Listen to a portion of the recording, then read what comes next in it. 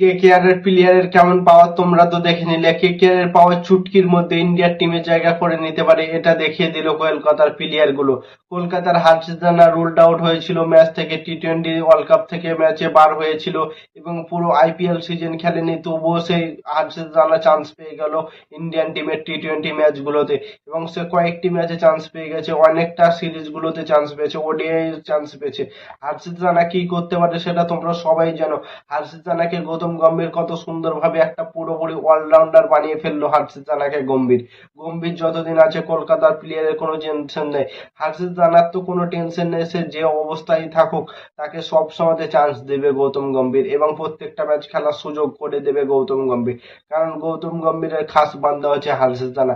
সে প্রত্যেকটা ম্যাচ খেলবে, সে ফিট হওয়া মাত্রই হার্ষিত রানাকে ডেকে নিলে, চলে আয় ভাই, তোকে ইন্ডিয়ার টিমে দরকার। এবং টি-20 তার নাম ঘোষণা করে দিল হার্ষিত রানার গৌতম গম্ভীর। তো গৌতম গম্ভীর থাকলে হার্ষিত রানার কোনো ভয় নেই, কোনো অসুবিধা নেই।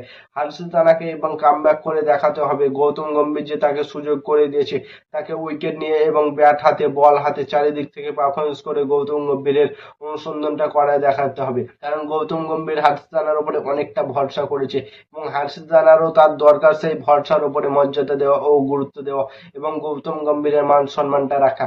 হার্ষিত রানা তো তোমরা জানো কত বড় মাপের প্লেয়ার, 2026 আইপিএল থেকে রুলড আউট হয়ে গেছিল, টি-20 ওয়ার্ল্ড কাপ থেকে রুলড আউট হয়ে গেছিল, তবুও চান্স পেয়েছে হার্ষিত রানা এবং বরুণ চক্রবর্তী। এই দুটো প্লেয়ার কলকাতা নাইট রাইডার্স দল থেকে চান্স পেয়েছে এবং সব থেকে বড় ব্যাপার হচ্ছে কলকাতার যে প্লেয়ারই পার হয়েছে সেই প্লেয়ারই ইন্ডিয়ার ক্যাপ্টেন হয়েছে। প্রথমে সে কলকাতা নাইট রাইডার্স থেকে বাদ দিয়েছিল সূর্য কুমার যাদবকে, সেই সূর্য কুমার যাদব টি-20 ক্যাপ্টেন হয়েছিল ইন্ডিয়া টিমে।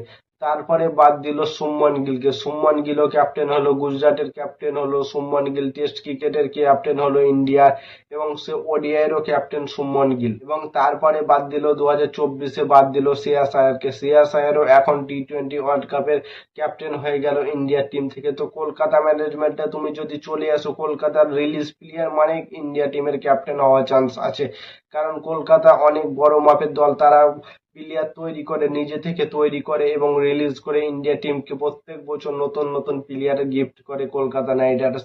যেমন আঙ্কিশ রঘুবংশীকে তৈরি করলো, আঙ্কিশ রঘুবংশী দেখবে এক আধ বছরের মধ্যে সে ইন্ডিয়ার ওডিআই টিমে চান্স পেয়ে যাবে 3 নম্বরের জন্য। কারণ বিরাট কোহলি রোহিত শর্মা না থাকলে 3 নম্বরের অঙ্কটা এবং সে হালটা ধরতে পারে আঙ্কিশ রঘুবংশী। কলকাতার হার্ষিত রানা এবং বরুণ চক্রবর্তী উইকে চান্স পেয়েছে টি-20-তে। তো আমার মনে হয় হার্ষিত রানা আবারও কামব্যাক করে দেখাবে এবং হার্ষিত রানা বল হাতে ব্যাট হাতে চারিদিক থেকে পারফরমেন্স করে দেখাবে। হার্ষিত রানা একজন বড় মাপের প্লেয়ার হওয়ার সুযোগ রয়েছে হার্ষিত রানার কাছে এবং 2027 ওয়ার্ল্ড কাপে তার চান্স আছে সে খেলতে পারে। গৌতম গম্ভীর 2027 আইপিএল অব্দি ওয়ার্ল্ড কাপ অব্দি তার আছে যে কোচ হিসাবে করবে। সে যদি ওয়ার্ল্ড কাপ করতে পারে, তা জিতাতে পারে, তারপরেও তার চান্স আছে সে আগের ম্যাচটাকে ইন্ডিয়া টিমটাকে এগিয়ে নিয়ে যাও এবং হার্ষিত রানার কাছেও চান্স আছে ওয়ার্ল্ড কাপ খেলার। তো হার্ষিত রানার প্রায় 100% দিয়ে হলে ম্যাচ জেতানো দরকার। এবং হার্ষিত রানাকে ইন্ডিয়ার টিমে দেখে কে কে খুশি হয়েছে কমেন্ট করে জানাও। আর নতুন কোনো আইপিএল অথবা ক্রিকেটের ভিডিও নিউজ দেখতে হলে চ্যানেলটাকে সাবস্ক্রাইব এবং ফলো করতে ভুলো না। ততক্ষণের জন্য টাটা, বাই বাই, জয় হিন্দ।